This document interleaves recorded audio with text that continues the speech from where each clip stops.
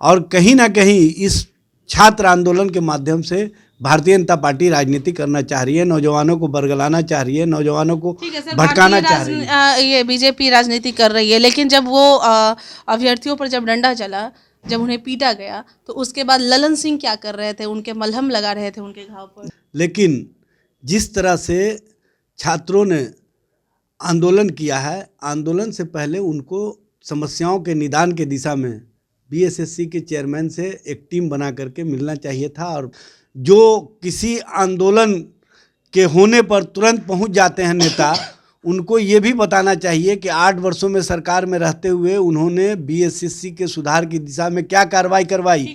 Bharatiya Janata party जिस तरह की राजनीति नौजवानों के साथ कर रही है, ये नौजवानों को भी देखना चाहिए। हमारी सरकार, महागठबंधन सरकार काम कर रही है। आप देख रही हैं कि पिछली बार जो बीपीएससी का एग्ज़ाम कैंसिल हुआ था, उसके बाद अभी स्मूथली एग्ज़ाम हो गया, उसमें कहीं कोई गड़बड़ियाँ नहीं हुई और सभी छात्र खुश होकर के अपने अपने घरों को लौटे। उसी तरह से ये मामला जो सामने आया, तो पहली पाली का जो क्वेश्चन आउट हुआ था, वो तथ्यों के आधार पर जब हम लोगों को पूरी जांच के बाद ये समझ में आ गया कि ये गलत हुआ है, तो हमने परीक्षा को रद्द कर दिया।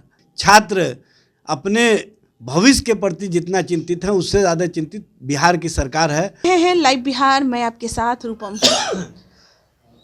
आज आरजेडी के प्रवक्ता एजाज अहमद जी हमारे साथ जुड़े हुए हैं। हम उन विषयों पर आज बात करना चाहेंगे कि आज मुख्यमंत्री हमारे समाधान यात्रा पे निकले हैं और युवा परेशान हैं अपनी समाधान के लिए, कि उनकी जो समस्या है उसको समाधान के लिए। हम हर किसी से बात कर रहे हैं, हर कोई अपना अपने बयान दे रहा है। आरजेडी में मैं पहुंची हूं, आखिर मंत्री जी निकले हैं समाधान यात्रा के लिए, लेकिन उन्हें अभ्यर्थियों का समाधान क्यों नहीं दिखाई दे रहा है, उनकी समस्या का? देखिए, सबसे बड़ी बात यह है कि माननीय मुख्यमंत्री जी आज यात्रा पर निकले हैं, समाधान यात्रा पर। जनता के बीच जाकर के जनता के हितों, जनता के विचारों और जनता के समस्याओं को जानने का प्रयास कर रहे हैं और जानने के बाद उसके समाधान की दिशा में आवश्यक दिशा निर्देश अधिकारियों पदाधिकारियों को देंगे।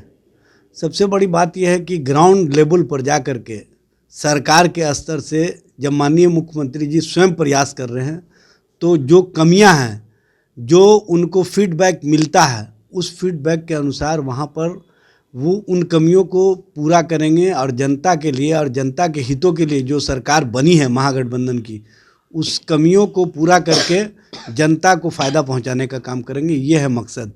और समाधान की दिशा में लगातार सरकार काम कर रही है। नौजवानों को रोज़गार का मामला हो या नौजवानों के बेहतर भविष्य का मामला हो।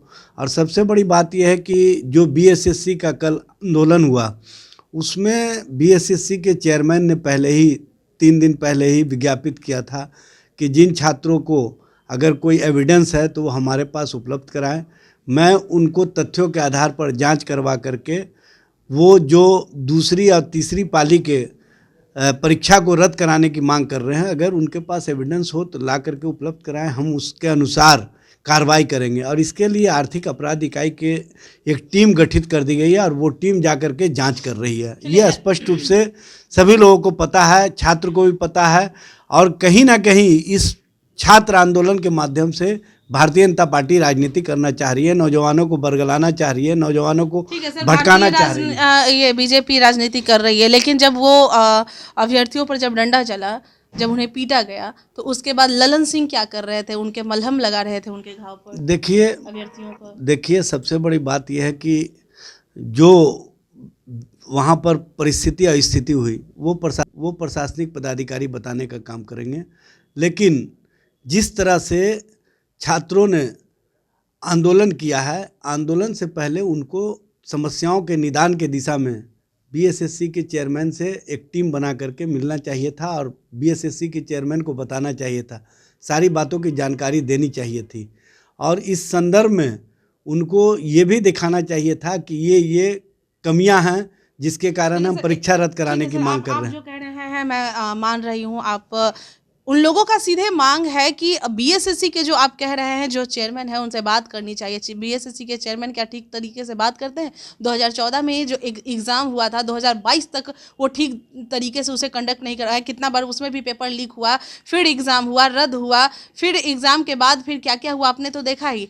उन लोगों का कहना था कि ये आयोग को सुधारने की ज़रूरत है, अब सरकार को कहीं ना कहीं सुधारने की ज़रूरत है। देखिए 2014 से 2022 के बीच का मामला है, तो उस समय सरकार में कौन थे? भारतीय जनता पार्टी के लोग। कोई भी हो लेकिन आयोग में तो वही थे। सुन लीजिए ना, भारतीय जनता पार्टी के लोग थे। भारतीय जनता पार्टी ने सुधार की दिशा में क्या कार्रवाई की है, क्या एक्शन किया है? जो किसी आंदोलन के होने पर तुरंत पहुंच जाते हैं नेता, उनको ये भी बताना चाहिए कि 8 वर्षों में सरकार में रहते हुए उन्होंने बीएसएससी के सुधार की दिशा में क्या कार्रवाई करवाई। भारतीय जनता पार्टी जिस तरह की राजनीति नौजवानों के साथ कर रही है, ये नौजवानों को भी देखना चाहिए। राजनीति नहीं कर रहे हैं हम लोग, जो सवाल कर रहे हैं, आप तो बार बार पूछ रहे हैं कि बीजेपी राजनीति कर रही है। ठीक है, बीजेपी ने उस समय नहीं काम किया, लेकिन अब आपकी सरकार है, आप काम करिए ना। आप क्यों कह रहे हैं कि बीजेपी, बार बार बीजेपी को आरोप? हमारी सरकार, महागठबंधन सरकार काम कर रही है। आप देख रही हैं कि पिछली बार जो बीपीएससी का एग्ज़ाम कैंसिल हुआ था, उसके बाद अभी स्मूथली एग्ज़ाम हो गया, उसमें कहीं कोई गड़बड़ियाँ नहीं हुई और सभी छात्र खुश होकर के अपने अपने घरों को लौटे। उसी तरह से ये मामला जो सामने आया, तो पहली पाली का जो क्वेश्चन आउट हुआ था, वो तथ्यों के आधार पर जब हम लोगों को पूरी जांच के बाद ये समझ में आ गया कि ये गलत हुआ है, तो हमने परीक्षा को रद्द कर दिया। ये स्पष्ट प्रमाण है कि हम जो कहते रहे उसको करने का काम किए हैं। अब अगर दूसरी और तीसरी पाली का परीक्षा के संबंध में एविडेंस अगर छात्र उपलब्ध करा दें, तो हमको लगता है कि जो जांच कमेटी बनी हुई है, वो जांच कमेटी तथ्यों के आधार पर जांच करके जो एक्शन होना चाहिए वो एक्शन करने का काम करेगी। छात्र अपने भविष्य के प्रति जितना चिंतित है, उससे ज़्यादा चिंतित बिहार की सरकार है। और बिहार सरकार नौजवान हितों की रक्षा के प्रति संकल्पित है, ये हम स्पष्ट रूप से बताना चाहते हैं। अब नीतीश कुमार जी पूरा देश का यात्रा, समाधान यात्रा के बाद करने के लिए निकलेंगे। क्या लग रहा है कि अभ्यर्थी खुश हैं उनसे? देखिए, माननीय मुख्यमंत्री नीतीश कुमार जी समाधान यात्रा जनता के लिए, युवाओं के लिए और नौजवानों के हितों के लिए कर रहे हैं, ये सबको पता है।